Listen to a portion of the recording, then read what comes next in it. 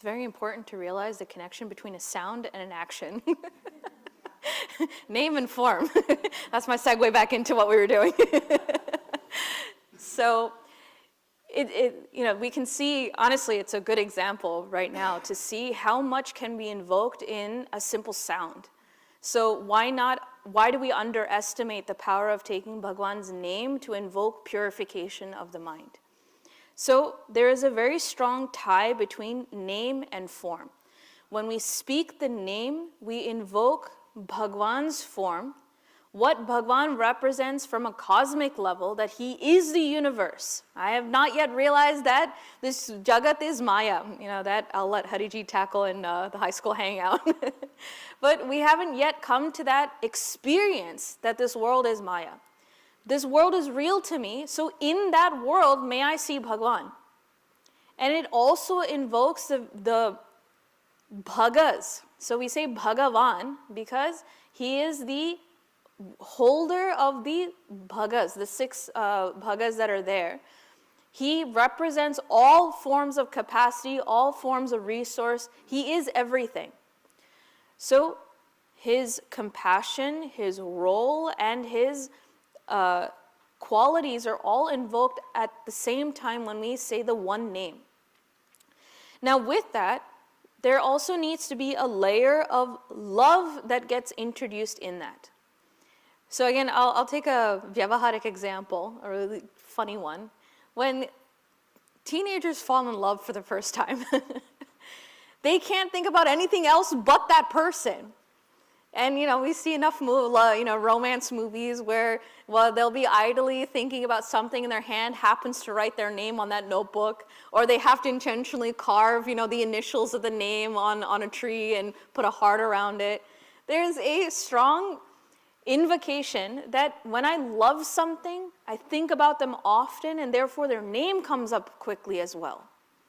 So it works both ways. Name and form, thought and verbal cue all get tied together. So let us leverage that when we want to elevate to the highest.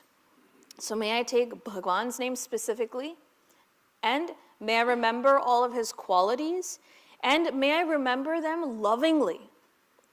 A lot of the biggest trouble when it comes to japa is, okay, I'll take Bhagwan that my family has always worshipped. I will take their name and I will sit down and do 108 times of 108 japa malas. Really ambitious goal. We were sincere sadhakas, let's do it. You sit down and within the first 54 times of that name, which is halfway, we've already lost our thought. It's wandered everywhere. You're like, okay, no, I have to get back. I have so many more to go. And that happens again and again and again and again. Why is it that we lose thought process? Where is our attachments? Why is it that my mind wanders to, family issues or work issues or whatever is the most predominant thought? Why is it that my mind keeps going there again and again instead of here where I told it what to do? There's a draw, there's an attachment that will naturally pull.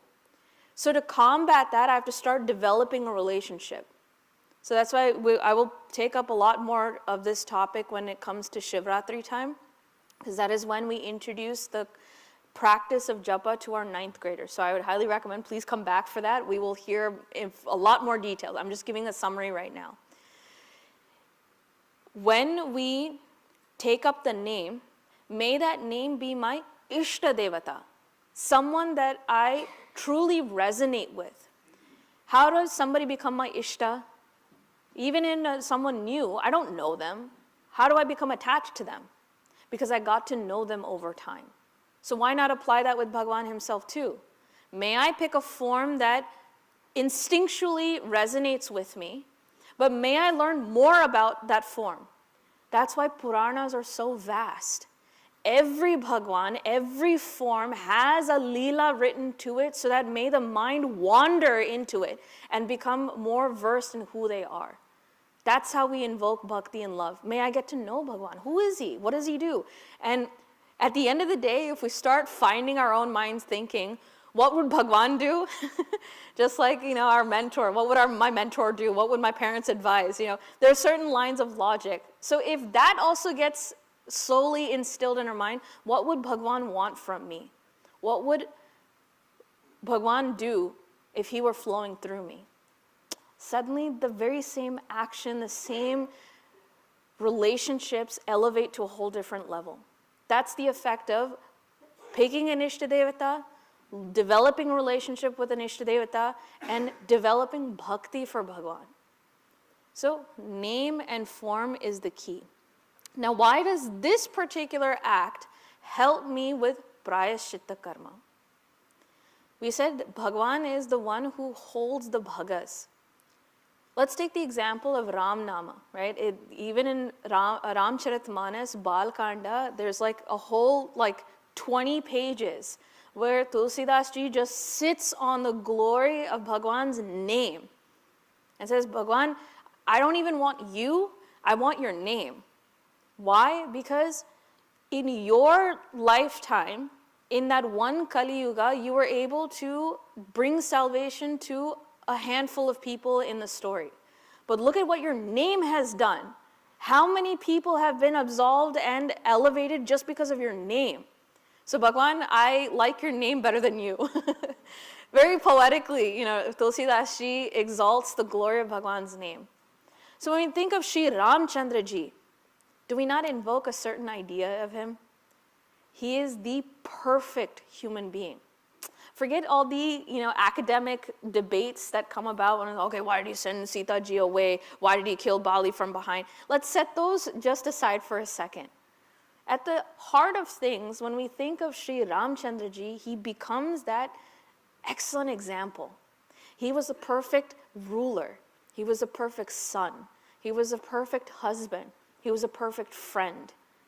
In every arena in life, he becomes the ideal that I can live by. How can I be like him? And so there's a joke in whenever they get married, that marriage ceremony itself invokes the highest. It is not the marriage of a man and a woman in this particular moment. It is invoking the presence of Bhagavan Narayana within him and the presence of Devi within her. And it is that union between these highest representation. And that is what we are worshiping on the altar of marriage. And so we might turn, you're not a Sita, how can I worship you as Ram? Or, you're not my Ram, I'm not a Sita, how can I worship you? Well, that's the idea, that's the goal. May I elevate my relationship to such a level that I become the Rama and she becomes my Sita. I become the Sita and he becomes my Rama. Therefore, we can lead the kingdom of our life with such excellence that it is that devotion that is on par with Bhagavan Sri Ramchandra ji. That is why if we compare between Bhagavan Narayana's avatara as Sri Ramchandra ji versus Bhagavan Sri Krishna, Bhagavan Krishna represents Ishvara in his entirety. Where Sri Ramchandra ji says, I choose to take the form of man to represent what man should do. Therefore, follow Bhagavan Krishna's advice, but follow Sri Ramchandra ji's example. Both are required. I'm not saying one is better than the other. Both are required. So there are certain avenues that we can connect with. So if Sri Ramchandra ji is my Ishta Devata, and I invoke him again and again and again through the name and form, and further my relationship with Bhagwan with infusion of bhakti, what will that do to my mind when it comes to my papas that I've committed? The efficacy of prayaschitta karma that I take up. Bhagwan, you are my ideal. You are my highest altar that I dedicate everything I do to. All my nitya karmas, naimittika karmas, it is for you. If that's the case, I am so sorry that I've made these mistakes, that I've fallen from perfection. You are my altar. I want to give you the best. Do we not automatically want to reform our own selves because that's our ideal? Therefore, prayaschitta karma in a general form, I may not know everything I've done, but I know I'm experiencing the effects of mistakes I've done in the past. May I remember Bhagwan, may I connect with Bhagwan so that I may truly regret the mistakes I've made and have that inspiration and enthusiasm to become better and more qualified to become Bhagwan's Bhakta. Hanumanji is my favorite when it comes to this. A couple different examples is, I can resolve all feuds between Shaivism and Vaishnavism because I'm a Bhakta of Hanumanji. He is both Bhagwan Shiva and the Ishtadevata of Bhagwan Ramchandraji, so no qualms there. Then he is also Bhagwan in full capacity. Panchamukhi, Bhagwan Hanumanji is all powerful. He was able to take on Mahiravana as well. So Bhagwan is powerful in himself, but he also represents the best bhakta. Shri Ramchandraji was brought to tears seeing Hanumanji. How could he not be a greater form of an ideal and a role model? So again, the more we think about Bhagwan, the more it will help us refine the mistakes we make again and again. So there is the specific prayaschitta karma I can take, and japa becomes my generalized prayaschitta karma I can take. So now coming back to Sadhana Panchakam. Sorry, let me come back to the 2 lines we were basically talking about. May I perform all of my nitya naimittika karmas to perfection. Anu svanushthiyatam. May I perform it well. When it comes to kamya karma, kamye matistyajyatam. By performing my kamas through the lines of dharma, may I evolve and grow out of it. And any prayaschitta karma I must take up, may I do it well in such a way that my papo gaf pari dhuyatam. May I actually purify my mind of the mistakes I've made. Now, one of the misconceptions we may come across when it comes to purifying ourselves from the papas that I've performed, does that mean that if I were to sincerely sit and do japa and nama smaran again and again, that the consequences of my mistakes will never come to me? Or if I pray to Bhagwan Ganeshji to remove all of the obstacles in my way, does it truly change the fate that I'm supposed to be facing down the road? Because there seems to be a contradiction, is it not? Puja Gurudev distinctly describes that I am the architect of my own destiny. The actions I perform today will have consequences that I've designed for me to encounter in the future. Done. There's no questions about it. If I step off this ledge, gravity will pull me down. That's a natural consequence. There's no arguments about it. So does it mean that while I step off, I start praying to Bhagwan Ganeshji and suddenly I don't fall anymore? Is that how it works? So a very interesting idea was presented that there is a distinction between experiencing the phala of my karma and the after effects of developing a vasana from the karma. So there's a sequence there. There's a subtle separation between the two. Actions must lead to results. That I cannot change. But how that result affects my mind is the vasanas that I can deal with. So japa, prayaschitta, and performing my kamas through the lines of dharma will help me manage vasanas and not necessarily eliminate phala. A very subtle thought here. That if I were to unintelligently fulfill my desires, we get sucked into that loop. And there's plenty of examples, right? You can look in self-unfoldment, the equation of happiness. Number of desires fulfilled divided by number of desires entertained. The more I fulfill will automatically increase more desires to be entertained. If I go on vacation, I hope I stay completely in vacation. I never want it to end. Or if I want ice cream or that cup of coffee, may it always be like that first sip. That greed will never go. So may I not get sucked into the vasanas of it. That's the subtlety. Phalas will always come. I can't change that. But may I make sure that in such a way that I do not develop vasanas for it. That I'm actually purifying my mind of all addictions and reaping whatever I have to reap. I have to go through those consequences. But may I not be affected by it.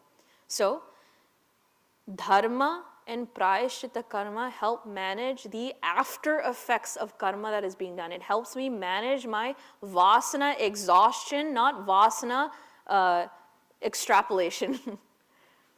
But it will then refine my mind, help me grow in such a way that no matter what that result is, I am stronger and more capable of handling and going through that result. That is why if we look all the way to Jivan Muktas, this is like their last life that they're living. And there's many instances. Chapter 2 at the end describes what is the state of a Jivan Mukta. Vivek Chudamani also takes up a section saying what is the prarabdha karma of Jivan Muktas. So the example is, if I draw an arrow and shoot that arrow is in flight. Drawing the arrow is the karma performed. Once the arrow leaves, it's the phala that I have to experience. Once it's flying, it has to come to its target. There's no changing that course. So for a Jivan Mukta, he has to go through the last batch of results that has to be done. But because he's in such a state in his own mind, he's not identified as the ego, he is identified as that self. So that results has no effects on him at all. He is untouched by that.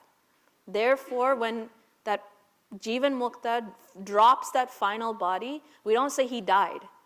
He says he has attained Mahasamadhi. The last of the phalas have been fructified and exhausted, done. So, that's the subtle relationship. There is a phala, and then there's the vasanas that develop because of the phala. All of these recommendations, sadhanas, is to help manage the vasanas so that we may not accumulate more phalas to go through. Then, desires, when kama is removed and papa is also removed, what happens then? Both clear the mind. When we say purify, it's not that I become like a saint or something. It clears the mind and makes it available for something else. And what is it? Make it available for? The very first step in a jnana yogi's qualifications. This comes in Tattva Bodha, the qualifications of a student who is reaching for Atma Jnana. Even if we go into college, we need to have prerequisites. Every 102 class has to be, prerequisite is 101 class. So in order to go to Jnana Yoga, I needed to purify myself to make my mind available. But even then, the first pre-qualification is, may I develop Viveka. That is the first qualification for a student. Viveka, what does it mean? That I am now able to see things in a different light, from a higher understanding, and I'm reevaluating the world that I live in. So, this is when we can come to the next line in Sadhana Panchakam after Papogaf Pari Dhuyatam. The next line is Bhava Sukhe Dosho Nusandhiyatam. Bhava Sukhe, Sukha. In the world of sukha, or in the world of pleasures, anusandhiyatam, may I see well what in this world of pleasures? The doshas. Let me see the problems or the fallacies or errors in this world of pleasure that I thought was the world of pleasure. When I've cleared my mind of all agitations from desires and wrongdoings, my mind is now able to clearly see what's going on around me. And the first thing I have to do is find the errors of my current relationship with objects, people, and circumstances around me. So what do you mean by doshas? In our Shastras, they have evaluated that any desire I have in life can be categorized into three things. Lokeshana, Vitteshna, and Putreshna. Kanchana, Kamini, and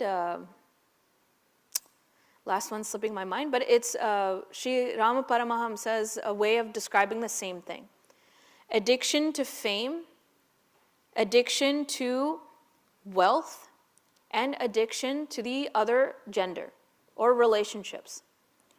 So interestingly, fame is for the intellect. The ego says, I am a force to be reckoned with. This is who I am in this world. Do we not all want to feel that kind of confidence? And anytime that ego gets busted, it's because of this. They put us down, some equation or the other gets torn apart. But this standing of the intellect and the ego saying, I'm a force to be reckoned with, that is the expression of fame. Wealth. Why do we go after wealth? Money is the avenue to a lot of things in the world that I find comfort in. I know we joke around saying that Indian families and Indian parents are like, don't be crazy in your career choice, find something that is stable. Don't become an actor, don't become a musician, because you don't know where your money is going to come from. There's no stability there. That security is what we're after. Money is the way for security, and that's what our understanding is. That would be Vitteshana. Finally, when it comes to Putreshana, it is the relationship with others and the addiction to the other gender. In one way, it is the need for progeny that comes around, and reproduction and propagation of degeneration is a natural prakriti that we have inbuilt into us. It is natural across all animals, but how we fulfill it, again, separates us from an animal versus a man. But it also represents physical pleasures or pleasures for all five senses. So entertainment, enjoyment, that's another realm of enjoyment. So what I would like you to do as a thought experiment for next week is look at, from society, what all things do I take? And some examples can be intangible, like education, values, experience. It can also be materialistic things that I've gained. So think about even when we're from being born up until this point in life, what all things have I taken from society, and be as detailed as possible. I did this exercise with the chicks, and they put money on there. Like, I take money from my parents, I take money from the job. Then I said, what do you use that money for? Be as detailed as possible, and try to also understand why. What's my motivation for seeking all of this? And see if it falls under these three categories. Fame, or a sense of place in the world, a sense of security, and a sense of enjoyment. See where all the little things that we do fall into these categories, so we can see how comprehensive something as simple as 3 categories covers everything that we have. So this is just a thought experiment for our own self. We don't have to share, you can talk to spouse, whatever it is. But what we will do next week is take up the idea of looking at this world again with everything that I have and changing my perception by looking at the doshas or defects within it. So we'll take up this topic next week. So with that, thank you so much. We'll do closing prayers. Om Purnamadav Purnamidam Purnat Purnamudachyate Purnasya Purnamadaya Purnameva Vashishyate Om Shanti Shanti Shantihi Harihi Om Shri Gurubhyo Namaha Harihi Om.